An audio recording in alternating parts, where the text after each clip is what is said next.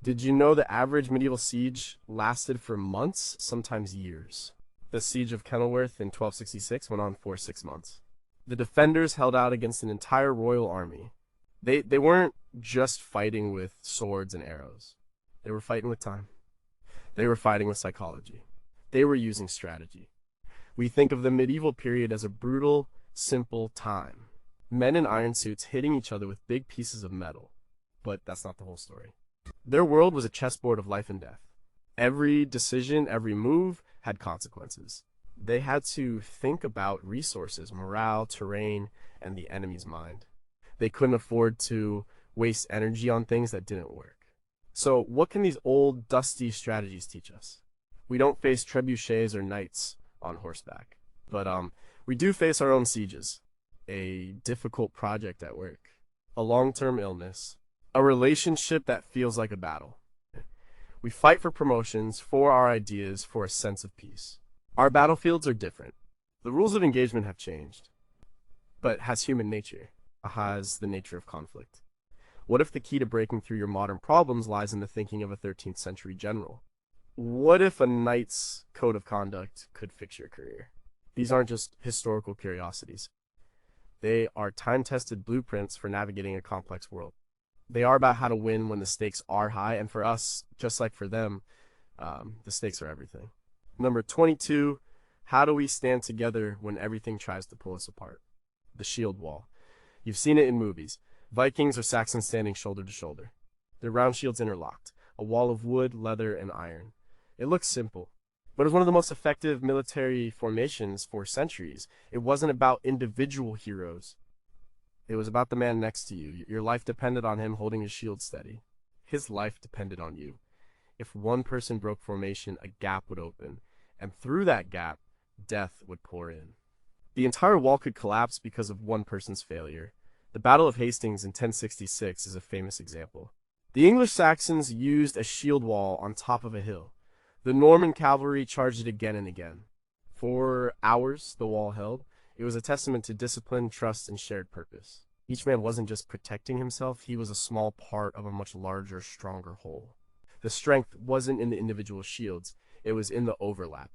We don't carry shields anymore, but we face attacks every day, stress at work, financial pressure, family crises, political division. It's easy to feel isolated, it's easy to think you have to face it all alone. The modern world encourages individualism. Be a self-starter, be a lone wolf. Pull yourself up by your own bootstraps, but the shield wall teaches a different lesson. True strength is collective. It's found in the small, reliable spaces between people. Your family can be a shield wall. Your team at work can be one. Your close friends can be one.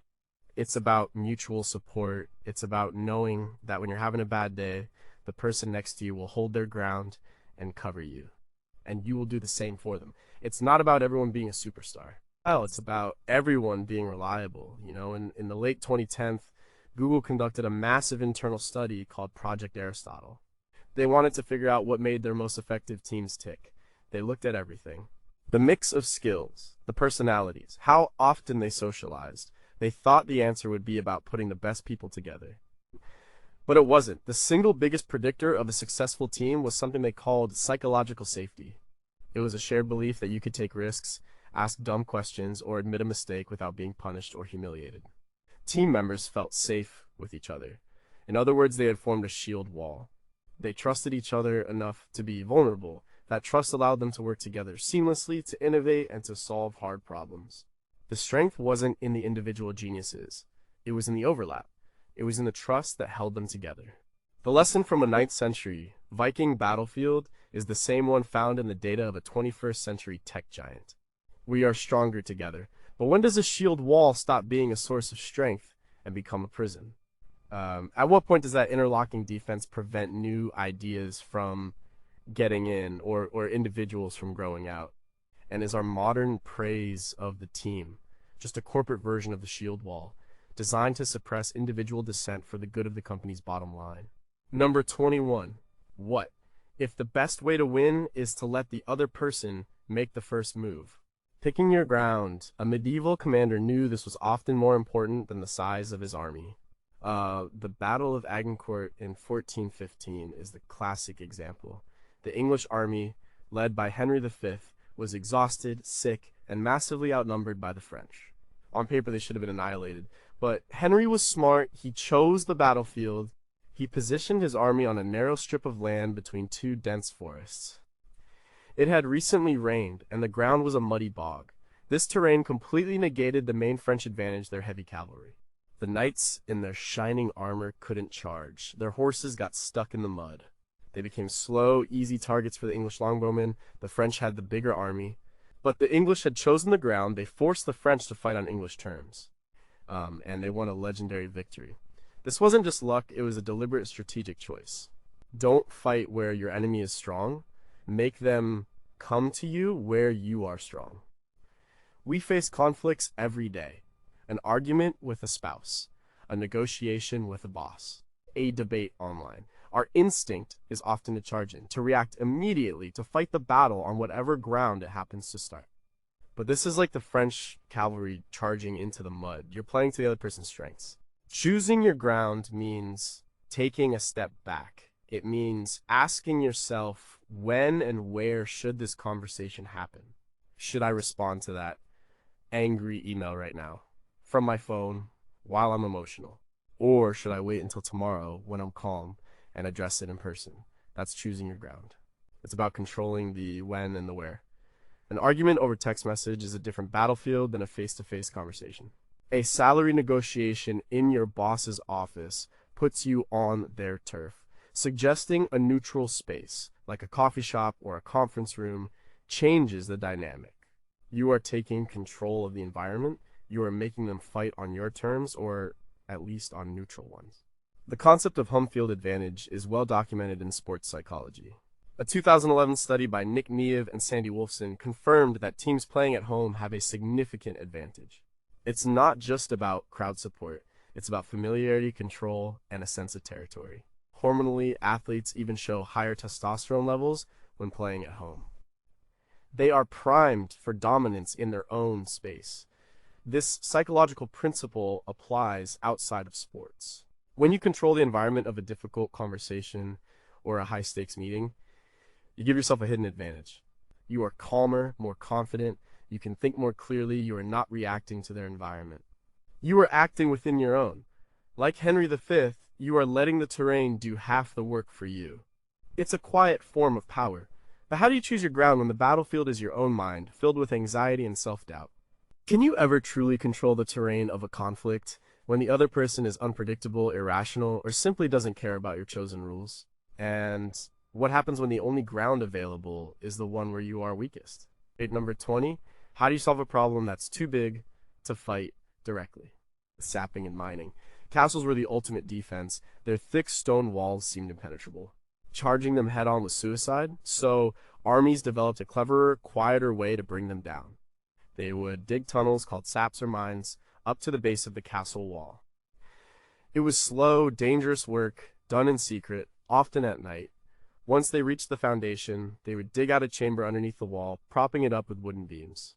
Then they would pack the chamber with flammable material like pig fat and brushwood and set it on fire. The fire would burn away the wooden supports. The foundation above the chamber would lose its support, and a whole section of the massive stone wall would come crashing down. The castle's greatest strength, its wall, was defeated not by a direct assault, but by patiently and quietly undermining its foundation. The fall of St. Andrew's Castle in 1547 involved some of the most extensive siege mining of its time, creating a network of tunnels and counter-tunnels under the earth. You have problems that feel like castle walls, a huge debt, a deeply ingrained bad habit, a toxic workplace culture. Trying to tackle them head-on feels impossible. You push and nothing moves. You get discouraged, you give up. Sapping is about changing the approach. Instead of attacking the wall, you attack the foundation. What is the problem resting on? What are the hidden supports that keep it in place? For a bad habit like smoking, the wall is the addiction itself. A direct assault just trying to stop often fails.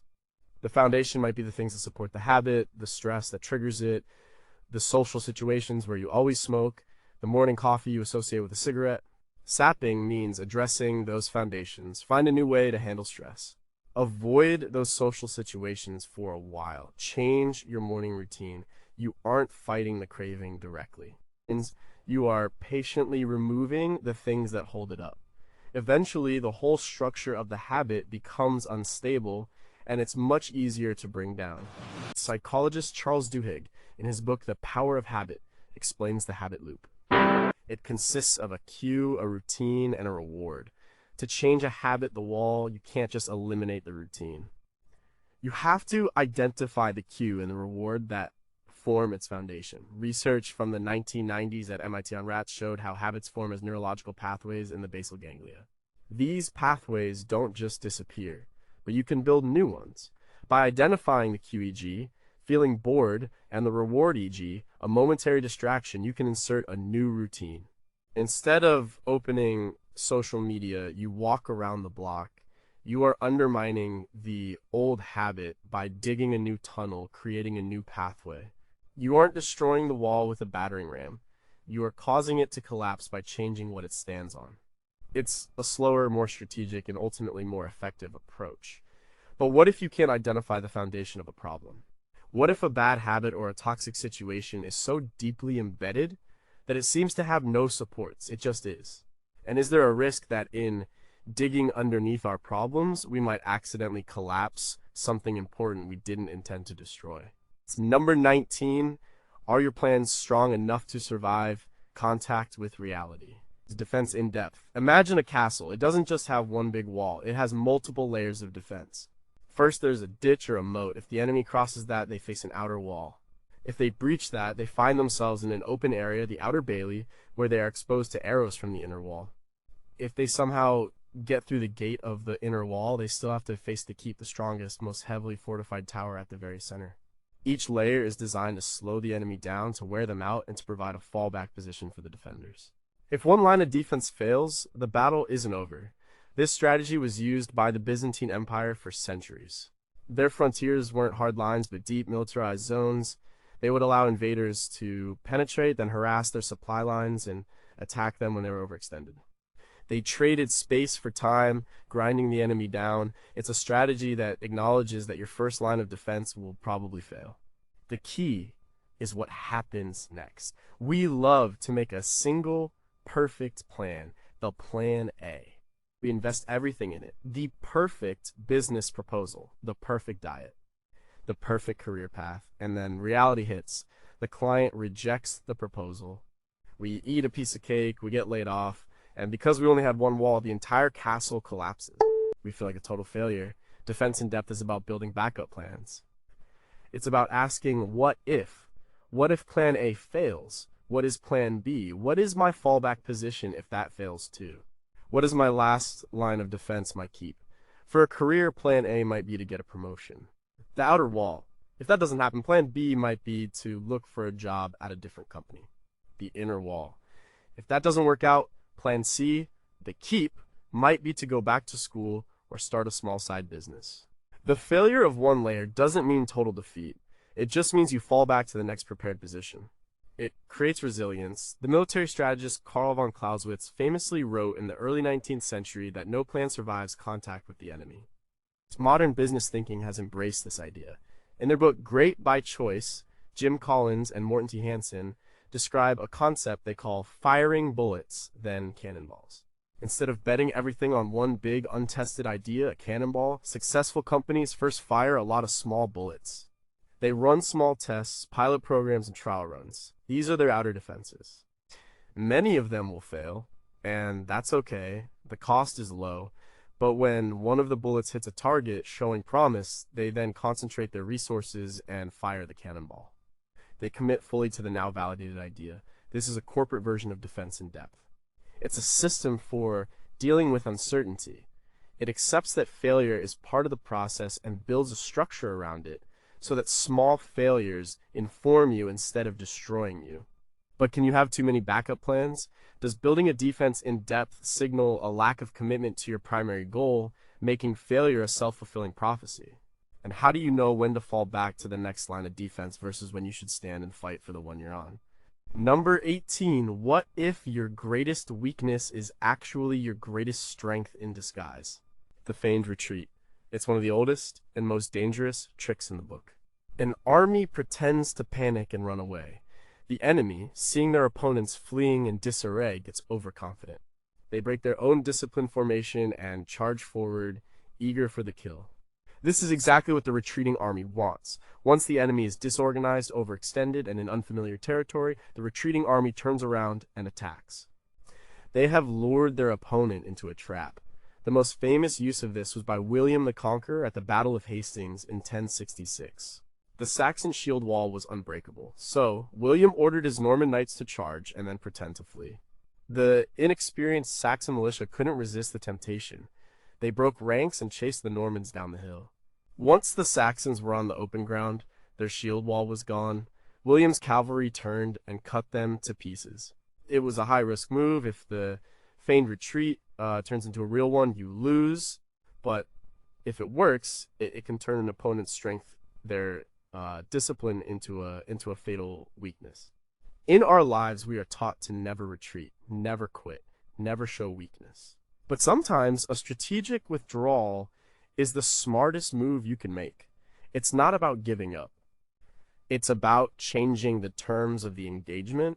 It's about luring a problem into a position where it can be defeated. Let's say you're in a pointless argument. The other person is just getting more and more aggressive. Your instinct is to fight back, to win the point. But what if you feign to retreat? You say, you know what, you're right. I need to think about that. You concede the battle. The other person feels victorious. They drop their guard. This de-escalates the situation. But you haven't given up on the war. You've just retreated to ground where you can re-engage later when emotions aren't running high. You've lured their anger into a trap of your calmness. It can also apply to your career. Maybe you take a step back, accept a less prestigious role to learn a new skill. It looks like a retreat, but you are repositioning yourself for a much bigger advance later on. You are trading a small, visible loss for a huge future gain. In psychology, there's a concept called strategic non-action. It's particularly relevant in therapy and conflict resolution. A 2018 paper in the journal Negotiation and Conflict Management Research explored how deliberate inaction can be a powerful tool. It's not passive avoidance. It's an active choice to not engage, to let a situation evolve, or to let an opponent exhaust themselves. This is the essence of the feigned retreat. You appear to be doing nothing. You appear to be weak, but you are actually observing, learning, and waiting for the opportune moment. You are letting the other person's momentum become their undoing. Sun Tzu, in The Art of War, written over 2,500 years ago, said, "Pretend to be weak, that he may grow arrogant." It's a timeless piece of psychological strategy. You use your opponent's own ego against them. But how do you tell the difference between a strategic feigned retreat and just plain giving up? What is the psychological cost of appearing weak, even as a tactic? And could you use this strategy so often that you forget how to stand your ground and fight when it's truly necessary? Number 17. When is it time to stop gathering information and finally act? Espionage and reconnaissance. No sane medieval commander would march his army into unknown territory without sending scouts ahead. They needed to know the lay of the land. Where are the rivers? Are there forests where an enemy could hide? Where are the best places to camp? They also needed to know about the enemy. How many are there? Are they well-fed and confident, or starving and demoralized? This information was life and death. The Mongols under Genghis Khan were masters of this. Their incredible conquests in the 13th century were built on a sophisticated network of spies and scouts. Before they ever invaded a new territory, they would have detailed maps and a deep understanding of the political rivalries, economic weaknesses, and military strengths of their target. They often knew more about a kingdom than the king himself. Their battles were often won before the first arrow was ever fired, because they had better information. In life, we call this doing your homework, or due diligence. Before you make any big decision, changing careers, buying a house, starting a business, even having a difficult conversation, you need to scout the territory. You need to gather information. What are the risks? What are the opportunities? Who are the key players? What are their motivations? Jumping in blind is a recipe for disaster. If you're going for a job interview, you research the company. You learn about their recent projects, their challenges, their culture. You try to understand the person who will be interviewing you. You are conducting reconnaissance. You are mapping the battlefield so you know what to expect. This isn't about being sneaky. It's about being prepared. Good information reduces uncertainty. It turns a gamble into a calculated risk. The psychologist and economist Daniel Kahneman won a Nobel Prize for his work on decision making. In his book, Thinking Fast and Slow, he describes two systems of thought. System 1 is fast, intuitive, and emotional. System 2 is slower, more deliberate, and logical. Our gut reactions, our System 1, are often what get us into trouble. We jump to conclusions based on incomplete information. Reconnaissance is the act of engaging System 2. It's the deliberate process of slowing down, gathering data, and challenging your initial assumptions before you make a move.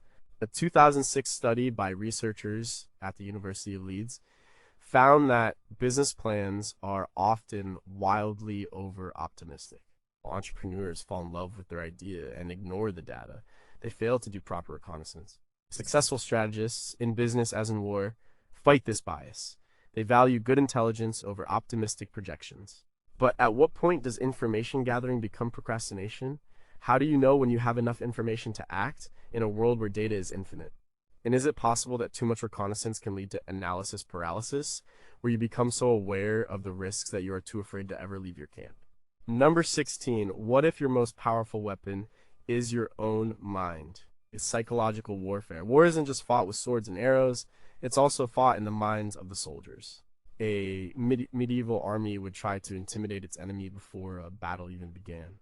They would make their army look bigger than it was by having camp followers bang pots and pans to create noise. They would use banners and loud horns to seem more imposing. During a siege, they would catapult diseased animal carcasses or even the heads of captured enemies over the walls. The goal wasn't just to cause disease, it was to cause terror, to break the will of the defenders, to make them believe that their situation was hopeless. Vlad the Impaler, the 15th century ruler of Wallachia, was a master of this. He famously created a forest of the impaled, lining the road to his capital with thousands of his enemies on spikes. This horrifying spectacle was designed to crush the morale of the invading Ottoman army. It was brutally effective. You use and experience psychological warfare every day, even if you don't call it that.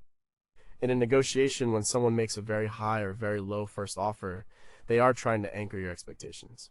They are managing your perception of what is possible. When a colleague subtly questions your competence in a meeting, they are engaging in a small-scale psychological attack. On the positive side, when you give yourself a pep talk before a big presentation, you are using psychological warfare on your own anxiety. It's all about managing perceptions, morale, and confidence in your own and others.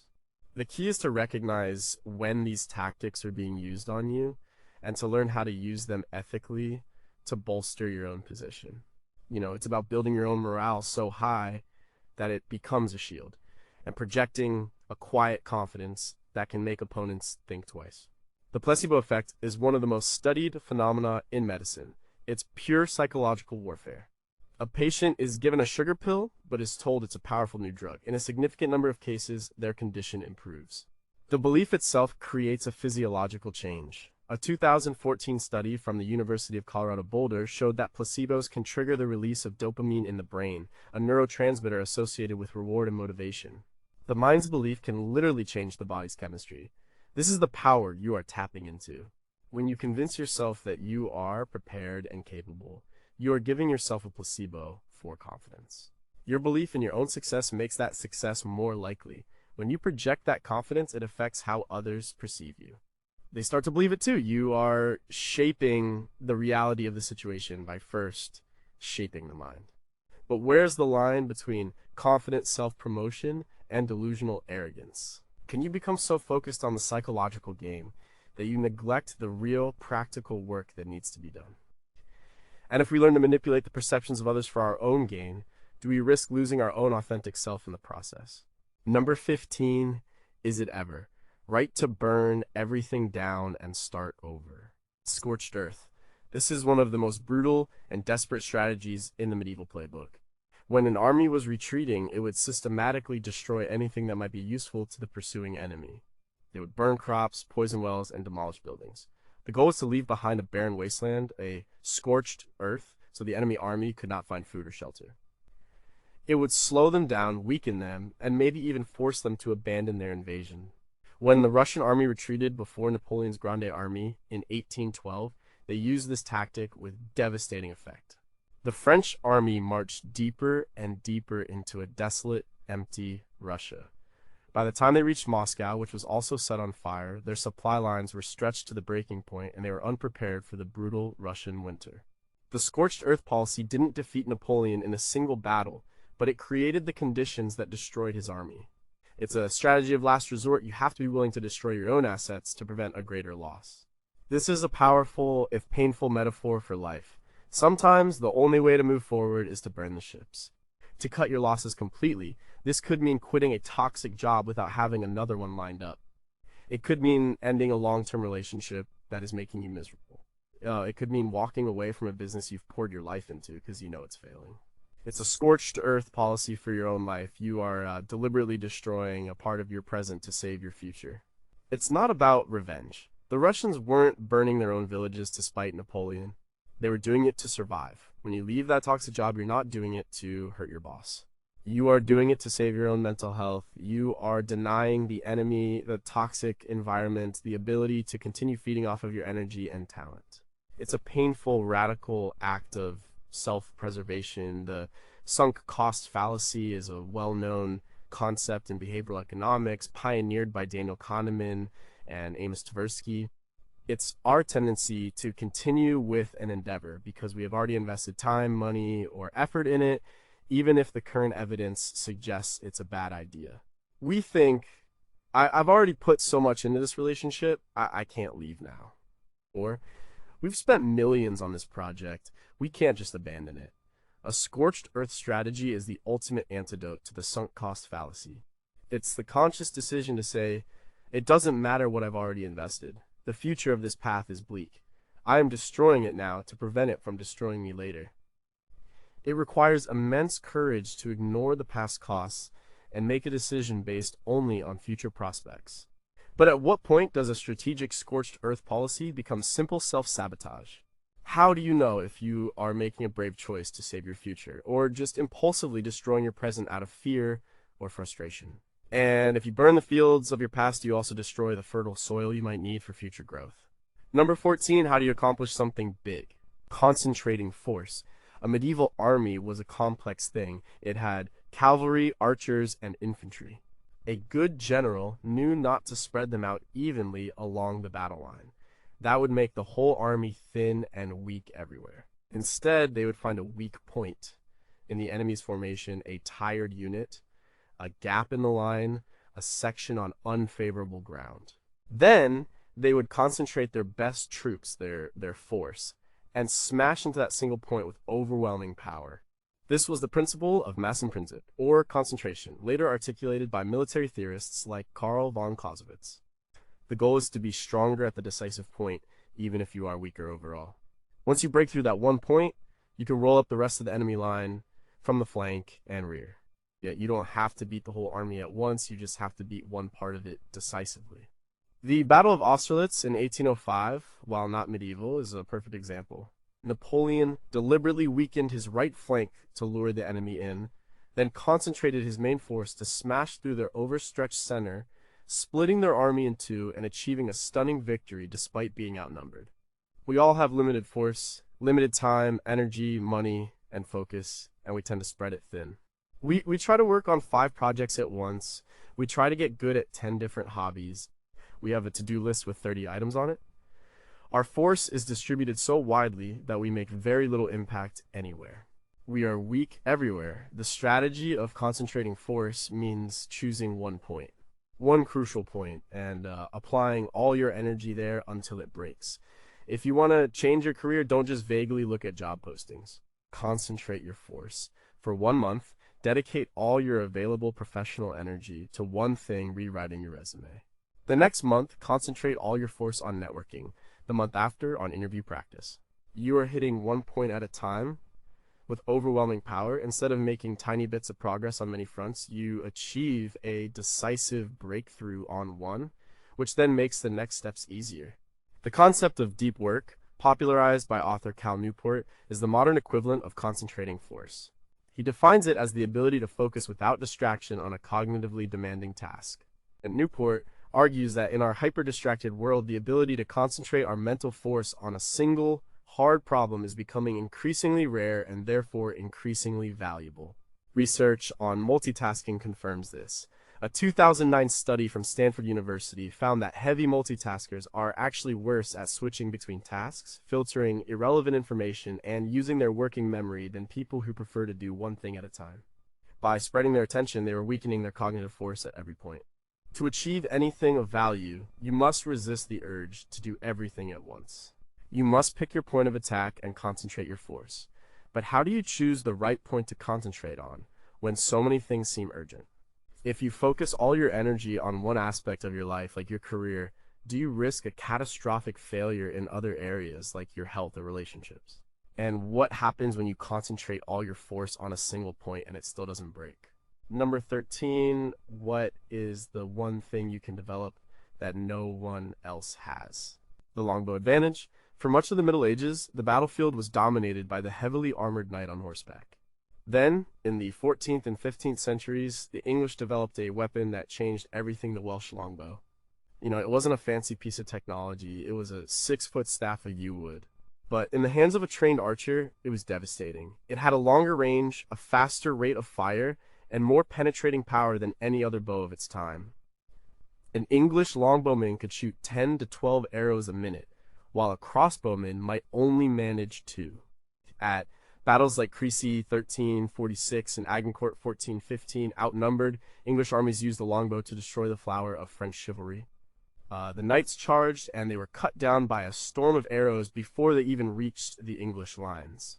The longbow wasn't something you could learn to use in a week. It took years of constant practice to develop the muscle and skill to use it effectively. Skeletons of longbowmen found on the shipwrecked Mary Rose show, they had enlarged left arms and deformed shoulders from the strain.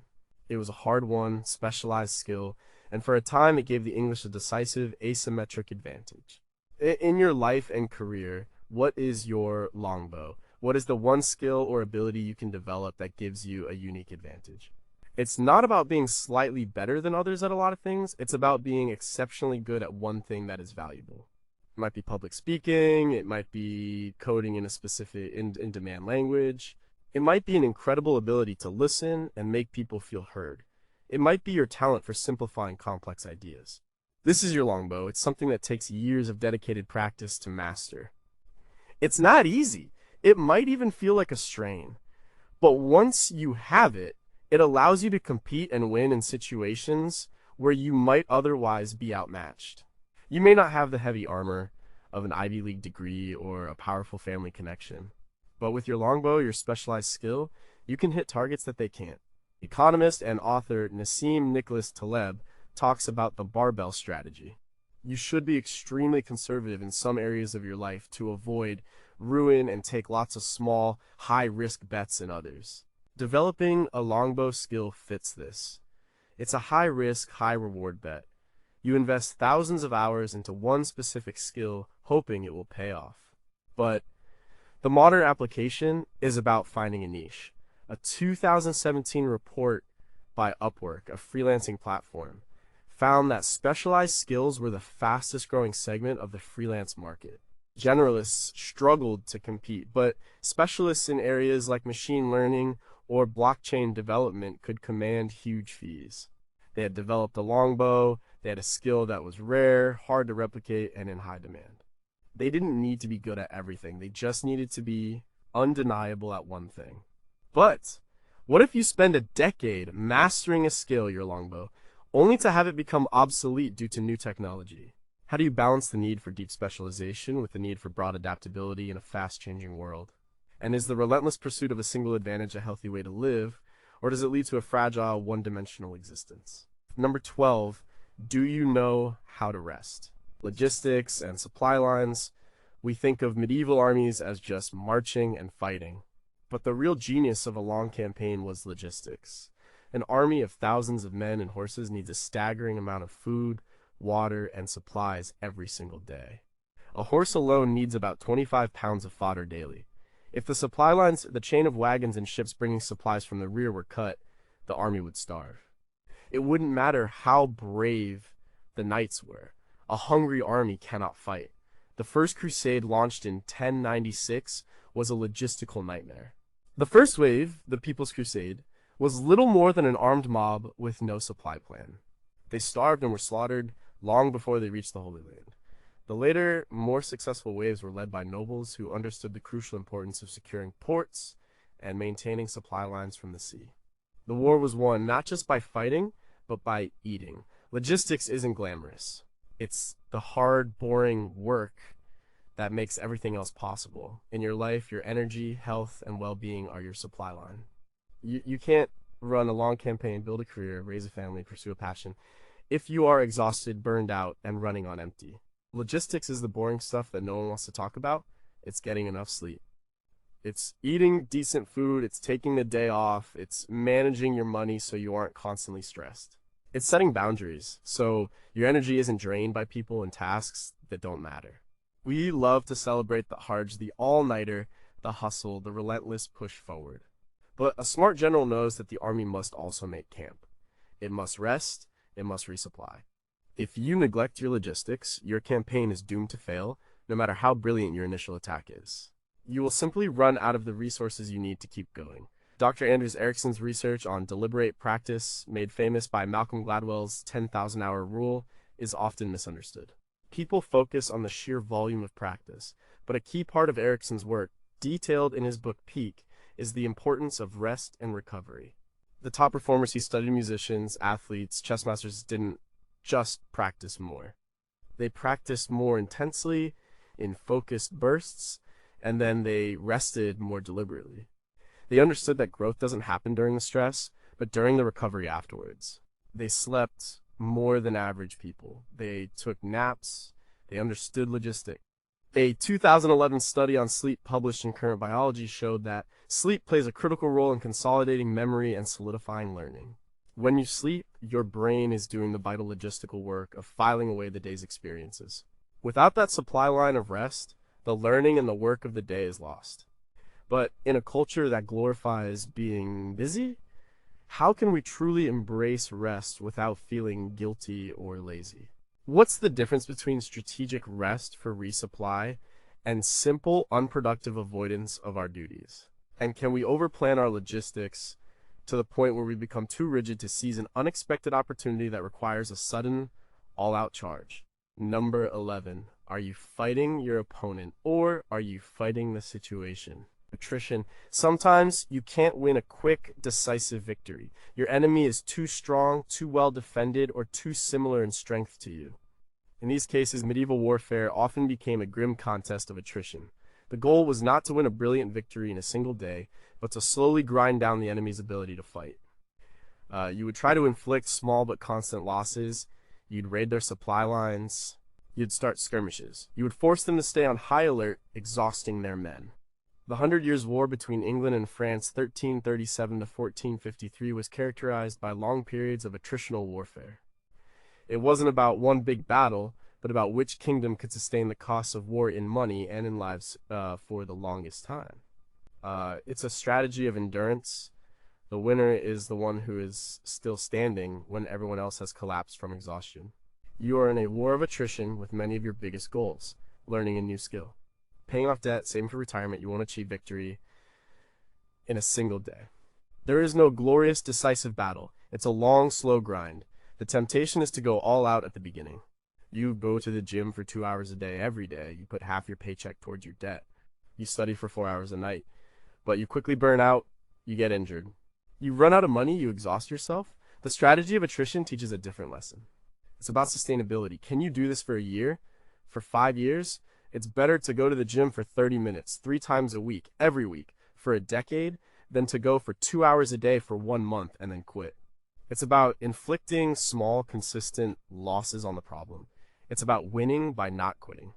The winner is the one with the most patience. Angela Duckworth, a psychologist at the University of Pennsylvania, developed the concept of grit. In her book of the same name, she defines grit as the tendency to sustain passion and perseverance for very long-term goals. Her research conducted on West Point cadets, National Spelling Bee contestants, and rookie teachers found that grit, not talent, not IQ, was the best predictor of success. Gritty individuals don't expect a quick victory. They understand they are in a war of attrition.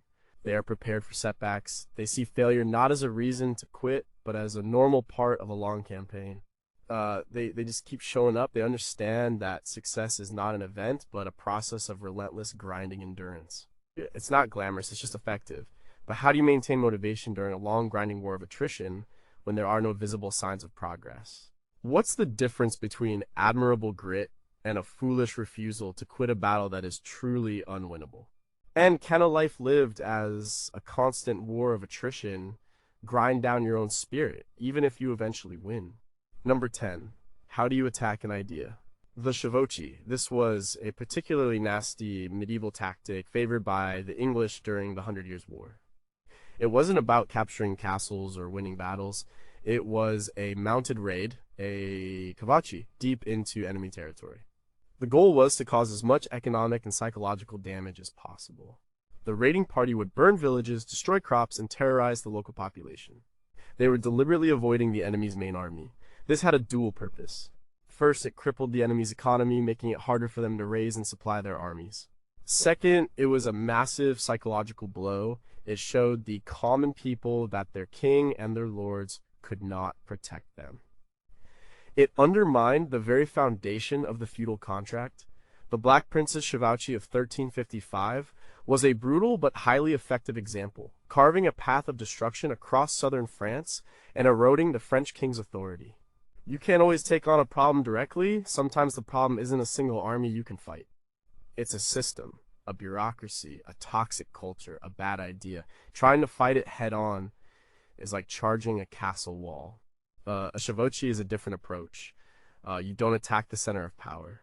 You raid the edges, you create small, disruptive actions that undermine its authority and resources. Let's say you're fighting a bad policy at your company. A direct confrontation with the CEO might be suicide. A chevauché would be to start small. Have one-on-one conversations with colleagues to show them the negative impact of the policy. Present data in a small team meeting that questions its effectiveness. Build a coalition of support quietly. You aren't attacking the policy. You are raiding its supply lines, its legitimacy, its consensus, its unquestioned authority. You are proving that the king, the policy, cannot protect its people. The company's goals from the damage it is causing. In social movements, this is called disruptive protest. Think of the sit-ins during the American Civil Rights Movement in the 1960s. The protesters didn't try to fight the entire system of segregation head-on. They conducted a Shavochi. They targeted a specific, visible, and economically vulnerable part of the system, the lunch counters. By sitting at a whites-only counter, they weren't just asking for a sandwich. They were disrupting the business, challenging the social order, and showing the world the ugliness of the system in a way that couldn't be ignored. It was a raid, it was targeted, it was designed to cause economic and psychological pressure. As documented in works like Taylor Branch's Parting the Waters, these small, focused actions, when repeated, created a crisis of authority that the larger system could not sustain. But where is the line between a strategic Shavochi and simple vandalism or pointless troublemaking? Can you raid the edges of a system for so long that you become defined as an outsider, losing any ability to influence the center? And is there a risk that this tactic designed to undermine an enemy ends up hurting innocent people caught in the crossfire? Number 9, are you building your life on rock or on sand? The Code of Chivalry wasn't just about opening doors for ladies, it was a complex moral, religious, and social code that knights were supposed to follow. It was a set of rules for a violent profession. The code varied, but it generally included virtues like courage, honor, loyalty to one's lord, generosity, and protecting the weak. Of course, many knights failed to live up to this code. It was an ideal, not always a reality. But it was a powerful ideal. It provided a foundation, a set of principles that guided a knight's actions in a chaotic and brutal world. You know, it was a personal constitution. It told a knight what he should do when no one was watching. It was the source of his internal strength and his external reputation. A knight who kept his word and fought with honor was more respected, more trusted, and ultimately more powerful than one who was known to be treacherous. Sir William Marshall, a 12th century English knight, was legendary for his chivalry. He served 5 different kings, and his reputation for loyalty and integrity was his greatest asset. What is your code? In a world with endless choices and shifting moral landscapes, what are the non-negotiable principles you live by? This is your personal code of chivalry. It's the set of rules you apply to yourself. It might be always tell the truth, even when it's hard. Never make a promise you can't keep. Finish what you start. Leave things better than you found them. This code is your foundation. When you face a difficult decision, you don't have to invent a new moral framework every time. You fall back on your code. It simplifies the complex. It guides your actions. It builds your reputation. People learn that your word is your bond. They learn that you are reliable. They learn that you have integrity. This reputation, this honor becomes your greatest strength. It's the bedrock on which you build your career, your relationships, and your life. Without a code, you are just reacting to events. With a code, you are acting with purpose. Stephen Covey, in his massively influential book, The 7 Habits of Highly Effective People, published in 1989, talks about being principle-centered. His second habit is begin with the end in mind, which involves creating a personal mission statement. This is essentially a modern corporate version of a knight chivalric code. It's about defining your core values and principles and then using them as a compass to guide all your decisions. Covey argues that principles are like natural laws. They are objective realities. We can't break them. We can only break ourselves against them. Research in positive psychology has shown that people who live a life aligned with their core values report higher levels of well-being and life satisfaction. A 2012 study in the Journal of Social and Clinical Psychology found that value-congruent behavior is linked to lower levels of stress and depression. Your code is not just a moral luxury, it's a psychological necessity. But what happens when 2 of your core principles come into conflict in a real-world dilemma? If your code is too rigid, does it prevent you from being flexible and pragmatic when you need to be? And can you hold yourself to a strict personal code if the world around you and the people in it play by a completely different set of rules? Number 8. Who are you trusting? Breaking the bridge. There's a famous story, possibly apocryphal, about Hernan Cortes, the Spanish conquistador. When he landed in Mexico in 1519 with his small army, he faced overwhelming odds against the vast Aztec Empire. To ensure his men were fully committed, he supposedly gave an order to burn the ships. There could be no retreat. The only way home was through victory. This is an extreme example of breaking the bridge. You deliberately destroy your only path of retreat. This forces a level of commitment and focus that is otherwise impossible to achieve. The medieval equivalent was a commander who, after crossing a river to attack an enemy, would immediately destroy the bridge behind him. It sent a clear message to his own troops, and to the enemy: we are not leaving. We will win or we will die here. It's a terrifyingly high-stakes gamble. It turns a battle into an existential crisis. This is a strategy to be used rarely, if ever, but it's a powerful concept. It's about creating total commitment. We often go into new ventures with one foot out the door. We start a new business, but we keep our old job just in case. We commit to a new relationship, but we keep our options open. We have a bridge back to our old life. This divided focus can be the very thing that causes us to fail. Breaking the bridge means making a decision. So final that you cannot go back. It means quitting the job. It means deleting the dating apps. It means investing the money. You are raising the stakes on yourself. You are manufacturing a situation where the only option is to succeed. This can unlock a level of creativity, resourcefulness, and sheer desperation that you never knew you had. You have to make it work, because there is no other way. Psychologists talk about decision fatigue. The more choices we have to make, the worse our decision-making gets. By breaking the bridge, you make one big, hard decision that eliminates thousands of future small ones. You no longer have to ask yourself every day, should I keep going or should I retreat? The option of retreat is gone. This frees up enormous mental energy to focus on the only path forward. A 2010 study published in the journal Science showed how making choices depletes a finite resource of self-control. By making a single, irreversible choice, you conserve that precious resource for the actual work. It's a way of tricking your own psychology. You are creating an external constraint that forces an internal commitment. But is this strategy an act of courage or an act of foolish desperation? How do you know when it's the right time to break the bridge versus when it's vital to keep your options open? And what happens to your mind and your spirit if you break the bridge, commit everything, and still fail? Number 7, are you using the right tool for the job? The trebuchet principle. The trebuchet was the ultimate medieval siege engine. It was a massive catapult that could hurl huge stones, sometimes weighing over 300 pounds at castle walls from a great distance. It worked on the principle of leverage. A huge counterweight on one end of a long arm was dropped, causing the other end of the arm, which held the projectile in a sling, to whip upwards at incredible speed. It was a masterpiece of physics. A relatively small amount of effort winching the counterweight up could be stored and then released to create an immense amount of destructive force. It was about using a system of leverage to turn a small input into a massive output. It wasn't about brute strength, it was about smart application of force. During the 1266 siege of Kenilworth, the royal army built a massive trebuchet nicknamed Warwolf that terrorized the castle's defenders. This is the principle of leverage in your own life. You are looking for the places where a small, focused effort can produce an outsized result. It's the opposite of grinding linear work. You're not trying to move the rock with your own muscles. You're building a machine to do it for you. Writing a book is a trebuchet. It takes a lot of effort up front, winching the counterweight. But once it's done, that one piece of work can be read by thousands of people, generating influence or income for years.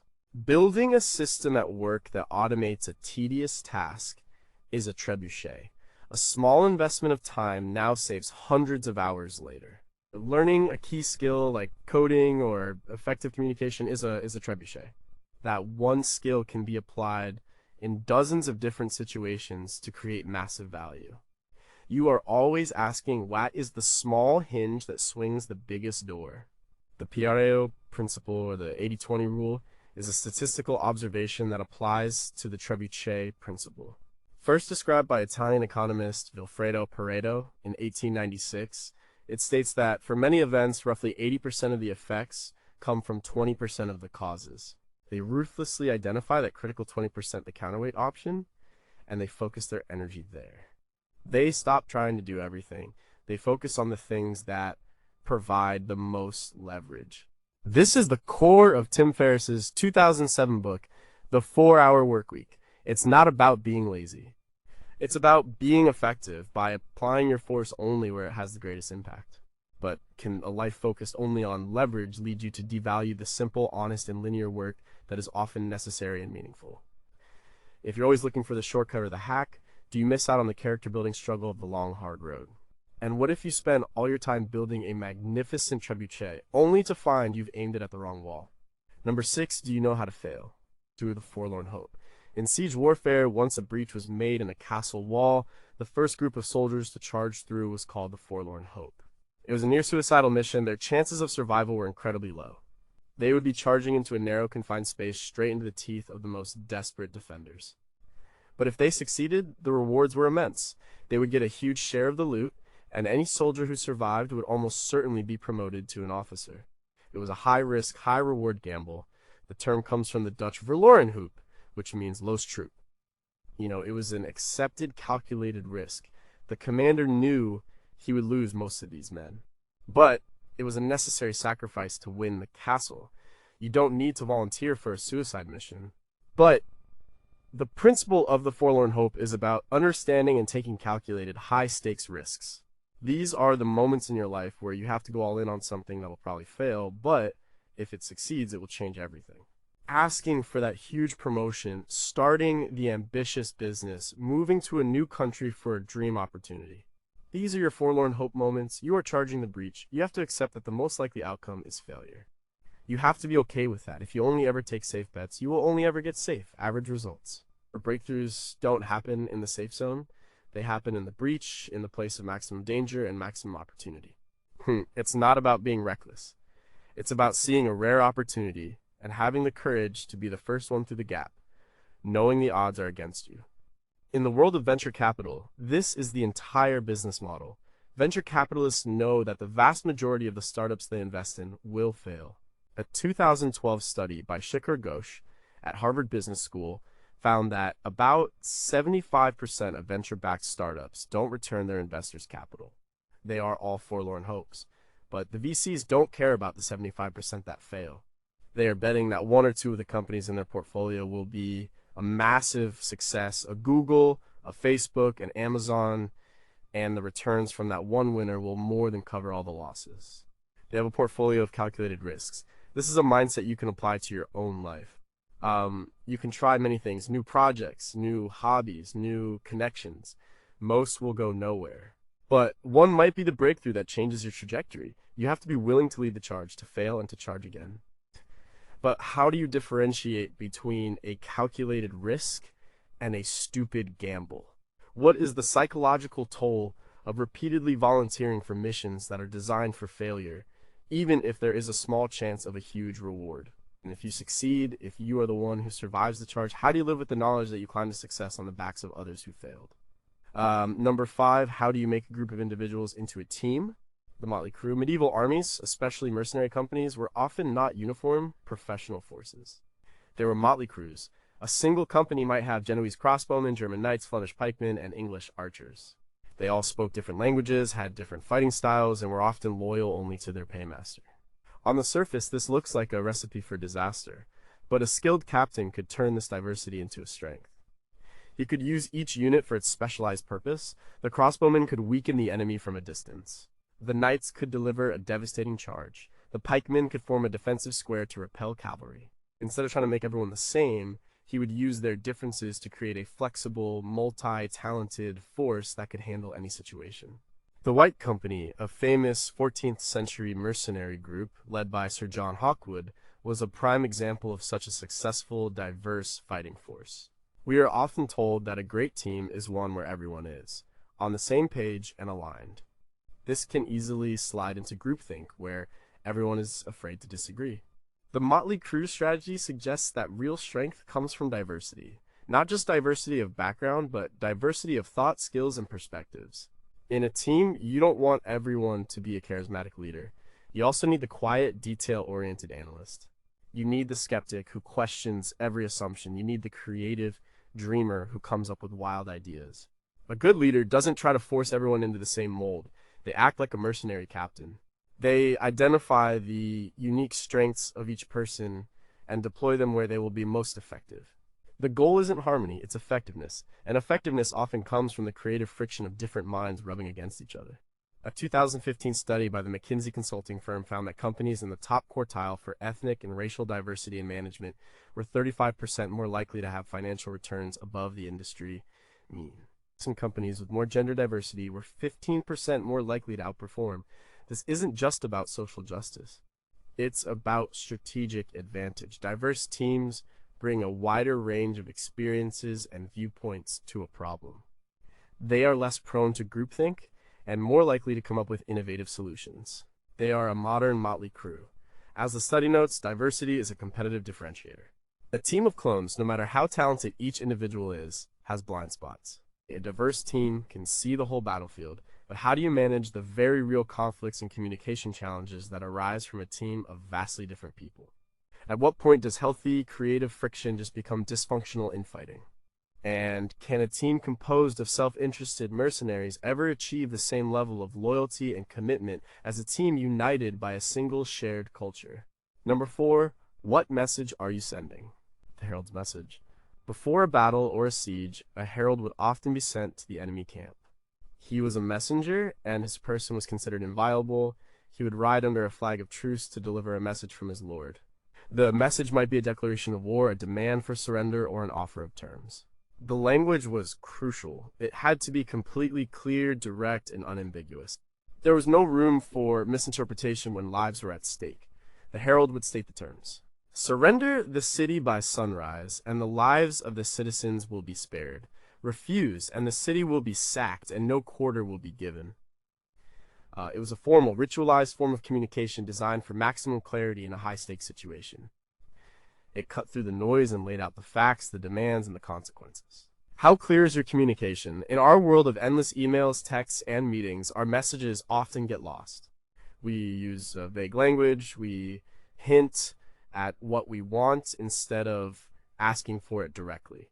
We use corporate jargon to sound smart, but all we do is create confusion. The Herald's message is a strategy for clear, direct communication. When the stakes are higher in a performance review, a relationship discussion, a business negotiation, you need to be a herald. State your position clearly. State what you want. State the consequences, positive or negative. Don't bury your requests in 5 paragraphs of pleasantries. Be respectful, but be direct. I've completed all the goals we set out last year and have taken on these new responsibilities. I am asking for a 15% raise. If that's not possible, I need to understand what I need to do to get there. That is a herald's message. It is clear, honest, and leaves no room for doubt. Research consistently shows that clarity is a key component of effective leadership. A 2013 study on employee engagement by the consulting firm Blessing White found that clear communication of organizational direction and strategy was a major driver of employee satisfaction and commitment. When people don't know what is expected of them or, what the goals are, they become anxious and disengaged. The same is true in our personal lives. According to psychologist Dr. John Gottman, whose research on thousands of couples allowed him to predict divorce with over 90% accuracy, one of the 4 horsemen of the apocalypse for a relationship is stonewalling the refusal to communicate. The antidote is clear, direct, and honest communication. It's about being willing to deliver the herald's message even when it's uncomfortable. But can a message be too direct to the point of being brutal or demotivating? How do you balance the herald's clarity with the need for empathy and diplomacy in complex human relationships? And what happens when you send a perfectly clear message and the other side simply refuses to listen or accept the terms? Number 3, what do you do after the battle is over? The post-battle triage. After a medieval battle, the field was a scene of chaos and carnage. The fighting was over, but the work had just begun. The first priority was triage. The wounded needed to be sorted. Those who could be saved were taken to surgeons. Those with mortal wounds were given last rites. It was a brutal but necessary process of assessment. At the same time, equipment had to be salvaged. Swords, armor, and arrows were valuable and had to be collected and repaired. The dead had to be buried to prevent disease, and most importantly, the commanders had to assess the situation. What were our losses? What were the enemy's losses? Did we achieve our objective? What did we learn from this engagement? What is our next move? The period immediately after the battle was a critical time for recovery, learning, and planning. A victory could be turned into a defeat if it was not properly consolidated. We don't do this enough in our own lives. After we finish a big project, win a major contract, or even have a significant failure, our tendency is to just move on to the next thing immediately.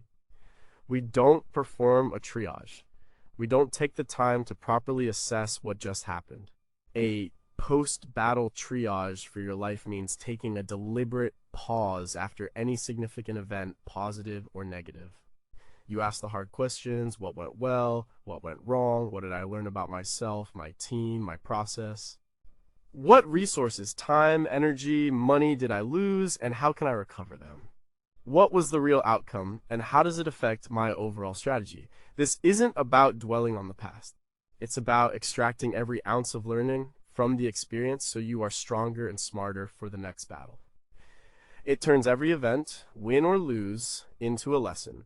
The U.S. Army uses a process called the After Action Review AAR. It was developed in the 1970s and is now a cornerstone of its organizational learning. After every mission, training, or reel, units conduct an AAR. It's a simple, structured discussion that answers 4 questions. What was supposed to happen? What actually happened? Why was there a difference? What will we do to sustain what worked and improve what didn't? There is no rank in an AAR. A private can criticize a general. The goal is total honesty, focused on learning, not on placing blame. This is a formal system of triage. It is a major reason why the Army is considered one of the world's premier learning organizations. It has institutionalized the process of learning from both success and failure. But how can you conduct an honest triage of your own actions when your ego is so invested in defending them? When does a post-battle review cross the line into obsessive, unproductive rumination over past mistakes? And is it possible to learn the wrong lessons from an event, leading you to make even bigger mistakes in the future? Number 2, how do you beat an enemy you can't see? With the siege mentality, when a castle was under siege, the defenders were trapped. They couldn't go out. Help was uncertain. They were surrounded by a hostile force. Their entire world shrank to the space within those stone walls. Their strategy had to change completely. It was no longer about bold attacks and maneuvers. It was about patience, conservation of resources, and endurance. And they had to make their food and water last. They had to repair the walls as they were damaged. So they had to keep their morale up, day after day, week after week. The goal was simple: outlast the enemy. They knew the attacking army also had problems. It was expensive to keep an army in the field. They were vulnerable to disease and the changing seasons. The siege was a contest of wills. Who would break first? The defenders of Kenilworth Castle held out for 6 months in 1266, only surrendering in the end to disease and starvation, not to the enemy's attacks. You will face sieges in your life. It might be a long period of unemployment. It might be a chronic illness. It might be caring for an aging parent. It might be a creative project that seems to be going nowhere. You feel trapped. You feel surrounded. Your normal strategies don't work. This is when you need to adopt a siege mentality. You stop thinking about quick victories. You start thinking about survival and endurance. You focus on conserving your resources, your energy, your money, your emotional reserves. You do the small, necessary things every day. You repair the wall. You ration the food. You focus on what you can control inside your walls, not what you can't control outside. You stop looking for the one big breakthrough and instead focus on just getting through today and then tomorrow. It's a shift from an offensive mindset to a defensive one. It's not about winning, it's about not losing. The famous marshmallow test, a series of studies on delayed gratification conducted by psychologist Walter Mischel at Stanford University in the late 1960s and early 1970s, is a perfect illustration of the siege mentality on a small scale. Children were offered one marshmallow now, or two marshmallows if they could wait for 15 minutes. The children who were able to wait, who could endure the siege of temptation, were shown in follow-up studies to have better life outcomes years later. They had higher test scores and were healthier. The successful children didn't just have more willpower. They used strategies, they covered their eyes, they turned around, they distracted themselves. They were managing their internal state to outlast the difficult situation. They were playing a long game, conserving their mental resources to achieve a better outcome. But can a siege mentality, if held for too long, become a prison? If you get too used to a defensive crouch, do you lose the ability to go on the offensive when an opportunity arises? And how do you maintain hope and morale inside the walls when you have no idea how long the siege is going to last? Number one, what? If the obstacle is the way, the moat. The moat was a simple but brilliant defensive feature. It was a wide, deep ditch surrounding a castle, usually filled with water. It didn't kill anyone. It didn't destroy siege engines. It just created a problem. It was an obstacle. To attack the castle walls, you first had to figure out how to cross the moat. You could try to fill it in, but you would be under constant arrow fire. You could try to build a bridge, but the defenders would try to destroy it. The moat forced the attacker to pause, to waste time and resources, and to become vulnerable. It turned a direct path into a complex logistical challenge. The magnificent Bodiam Castle, built in the 14th century in England, is a perfect example of how a wide, placid moat could create an incredibly formidable defense. The obstacle itself was the primary defense. We spend most of our lives trying to find a path with no obstacles. We want the easy promotion, the smooth relationship, the workout plan that isn't hard. We see an obstacle, a moat, and we look for a different castle to attack. But what if the obstacle itself is the point? What if the moat is not in the way, but is the way? The process of figuring out how to cross the moat is what makes you stronger, smarter, and more creative. The hard-to-win client forces you to perfect your sales pitch. The difficult boss teaches you patience and how to manage up. The project with the tight budget forces you to become more innovative and resourceful. You thought your goal was to get to the other side, but the real growth happens while you're struggling in the moat. The obstacle is not something to be avoided, but something to be engaged with. It is a training ground. The philosophy of Stoicism, which originated in ancient Greece and was practiced by figures like the Roman Emperor Marcus Aurelius, is built on this very idea. In his book, Meditations, written around 180 AD, Aurelius wrote, "The impediment to action advances action. What stands in the way becomes the way." The Stoics believe that we don't control what happens to us, but we have absolute control over how we respond. An obstacle is not a roadblock, it's an opportunity to practice a virtue, patience, courage, creativity, or wisdom. Modern cognitive behavioral therapy. CBT is a direct descendant of this thinking. It teaches that it's not the event itself that causes us distress, but our interpretation of the event. By changing our perception of the obstacle, by seeing it as a challenge rather than a threat, we can change our entire emotional and practical response to it. But can this mindset be taken too far, leading us to romanticize suffering and stay in situations that are genuinely harmful or unwinnable? If we always see the obstacle as the way, how do we know when it's actually a dead end and the wise move is to simply turn back?